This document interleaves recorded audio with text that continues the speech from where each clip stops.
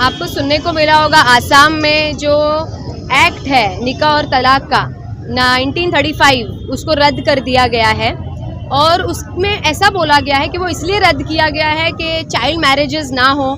पर वो एक्ट के ज़रिए ऐसा भी बोला गया कि स्पेशल मैरिज एक्ट के तहत शादी करनी पड़ेगी, जिसका मतलब है कि काजी के पास नहीं जाना है, खुतबा नहीं होगा तो निकाह कैसे होगा, और निकाह के हिसाब से नहीं करेंगे तो मेहर कैसे दिया जाएगा।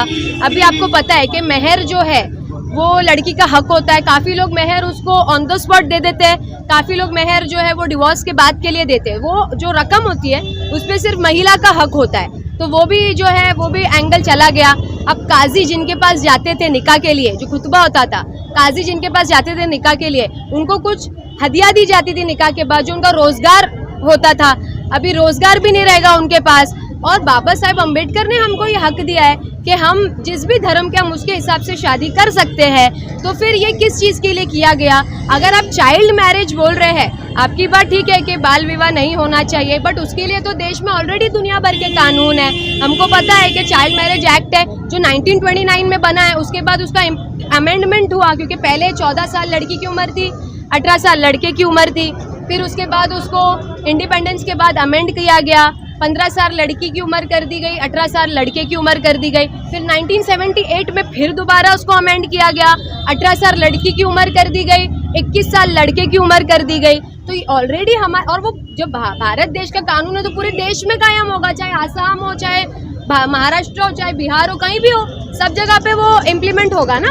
तो जब ऑलरेडी चाइल्ड मैरिज को लेके लॉ है, आप उस पर अमल बजावनी करो। ये नए आप रद्द करना या उसको कुछ चीज़ें बनाना, आप लॉज ऐसे बना रहे हो जो इम्प्लीमेंट होंगे ही नहीं। क्योंकि शरीयत, हम तो शरीयत को मानते हैं और ज़िंदगी भर शरीयत को मान के चलेंगे इंशाल्लाह। तो ऐसे लॉ बना के मतलब नहीं है जिसपे इम्प्लीमेंटेशन ना हो। सिर्फ आप एक बुक बना के मत रखिए जिसपे आप लॉ बनाए जा रहे हो, रद्द किए जा रहे हो, इम्प्लीमेंटेशन जीरो है, मैन पावर आपके पास है नहीं इम्प्लीमेंट करवाने के लिए लॉज।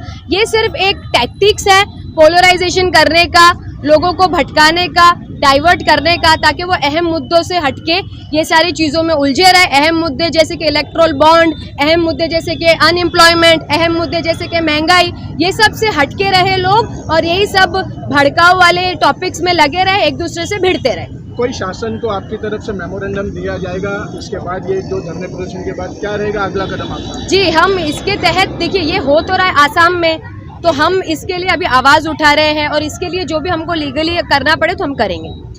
हमारे चैनल को सब्सक्राइब करें, बेल आइकन जरूर प्रेस करें, हमारी न्यू वीडियो सबसे पहले